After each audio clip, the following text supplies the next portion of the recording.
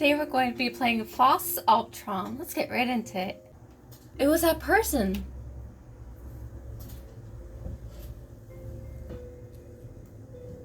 Elizabeth slowed her footsteps, and an inexplicable sense of foreboding told her not to get any closer. But she couldn't remember why. She asked, "What are you looking at?" The one in the shadows did not react and stared motionless towards the front. The person suddenly looked over. "You." Elizabeth shook her head. "No, I mean before you turned around." She felt a bit ill at ease as the starkly white face turned back again without even blinking.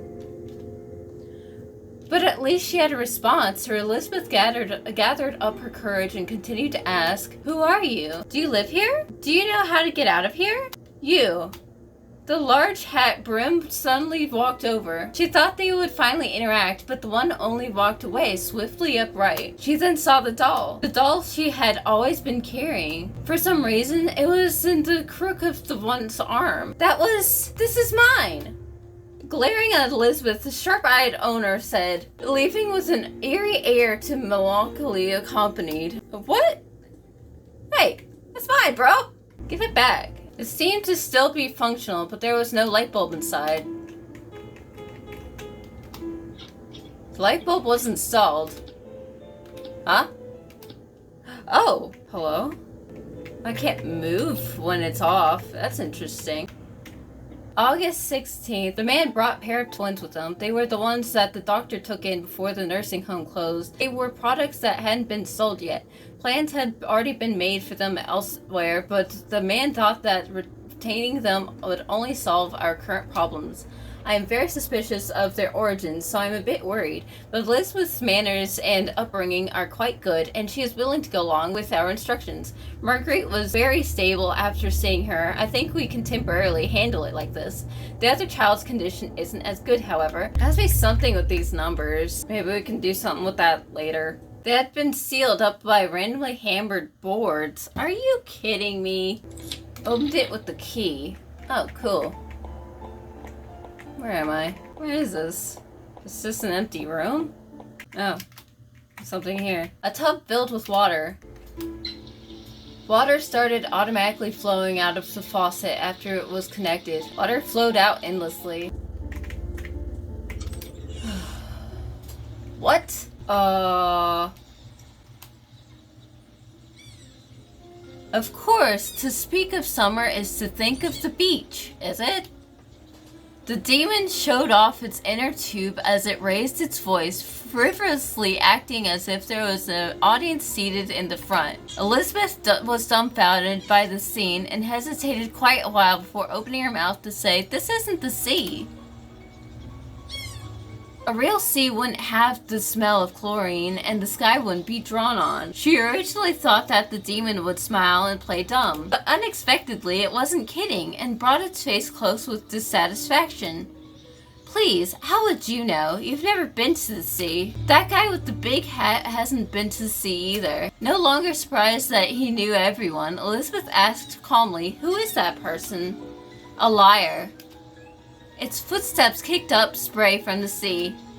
"No matter what the person says, it's all untrue. Best not to listen. Best not to get too close," the demon said as it strolled behind her, using a sickly sweet voice to repeat, "Be careful, be careful." Elizabeth had no intention of taking its suggestion. She felt that the person with the melancholic air was quite familiar, as if they had met each other somewhere before but couldn't quite recall the details. She just felt that she knew the one with the hat. "What, you say you know who?" But the demon bent over with laughter. "Don't say silly things. No one knows you here. You don't have a single friend here. But if you really must, then there's only..." It raised its sleeves high, only to discover that there was only empty space before him. Ignoring the waves and laughter behind her, Elizabeth made her way through the beach, hoping that all would revert to normal once she opened the door again. "Liars will be eaten by sharks. Don't listen to liars." The water in front was too deep.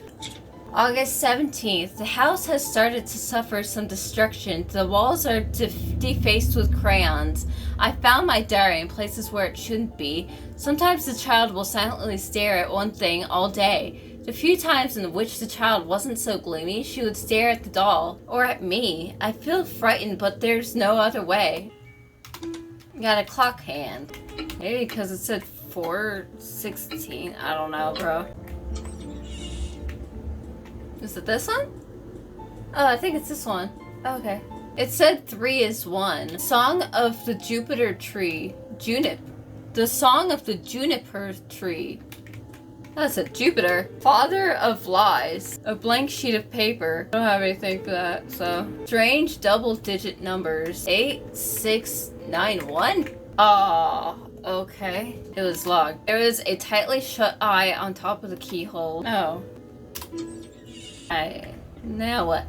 Elizabeth likes that woman, but I won't be deceived, You sure about that? Oh. What? What did I just do? A tree that had grown out of the floorboards. How would that happen? Maybe I need to bury this here. Bury the gold coin. Yes, it was shoved into the tree roots. A tree with gold coin at its root. Alright, cool. What is this for? What did I do? Is this to help the tree? Oh, it's a TV! Why did it take me that long to realize what that was? Okay. It wasn't locked, but yet the door wouldn't open. Oh, maybe I'm supposed to open this somehow? Oh. Maybe this is where I need to put the bed assignments at? Because there's 5 here, and there's 5 numbers on the beds. Maybe, strokes or something. That's a little pencil. And it takes 2 to make an L. I mean, I used 1, but it looks like they used 2 for this. I got a metallic key. What is that to? Hello? Found you. What? Who? What are you doing in there? Come on out. Why don't you play with us? Come on out. There's just going to be a bit of pain. What? Come on out. You have to be a good sport if you play. Come on out. Come on out. Come on out. Oh. Oh, it doesn't even...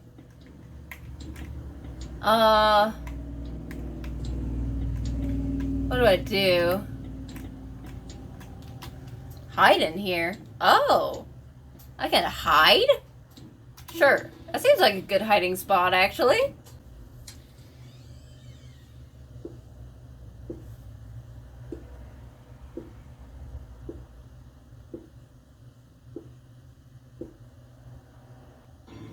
Oh. I guess not that good of a hiding spot. Hello? Is that a giant bug? Oh, I did. Oh, that's interesting. A stark white face had grown on the tree. Face. What was that? Oh, I don't like that. Mask made from clay. Ah, lamp. That's not a lamp! Opened it with the key. An inner tube. Swimming tube. Oh, okay. And a painting of the sea. August 20th. At Elizabeth's insistence, the other child has stayed as well. We agreed not to separate them. The man filled out the paperwork for adopting the 2 children, but we only allow Elizabeth to appear in front of Marguerite, so I usually stand outside the door with the other. Marguerite focuses only on where is her child. Her thought process regarding significance is not as clear. I know this isn't a good thing, but she smiled at me. What was that? A painting of a flower. A locked safety deposit box. EHFAB was carved into the door. A neat row of tattered and illegible photo albums. Our inner conflicts, the neurotic personality of our time, something. Elizabeth is happy to be here, but I won't be deceived, Many brain afflictions will cause the patient to develop obstacles in decision-making and orientation. Obstacles in orientation are significant barometers of conscious obstacles, but obstacles in orientation do not necessarily indicate conscious obstacles. For instance, alcoholic patients may also develop obstacles to orientation. Orientation has to do with the observation and recognition of time, place, people, and one's own condition. The former is labeled as environmental orientation, and the latter is as self-orientation. Spatial orientation involves identifying whether it is currently day or night, morning or afternoon, and what year, month, and day it is. Dude, I don't even know what today is. Geographic orientation denotes familiarity of one's current location. People orientation indicates the analysis of the identity of those in the patient's immediate surroundings. Self-orientation is the knowledge of the patient's own name, gender, age, profession, etc. Plaque bacteria takes up residence in rats and other small mammals and spreads to humans via infected fleas onto the animal. If immediate contact is established with the skin of an infected animal, then the infection may spread throughout bites and scratches. If the virus travels to the lungs, it will spread through saliva. Are you telling me I'm poisoned? Dual orientation means simultaneously experiencing two kinds of either environmental, time, place, or people. One of the experiences is correct, and the other is a result of delusional determination or explanation.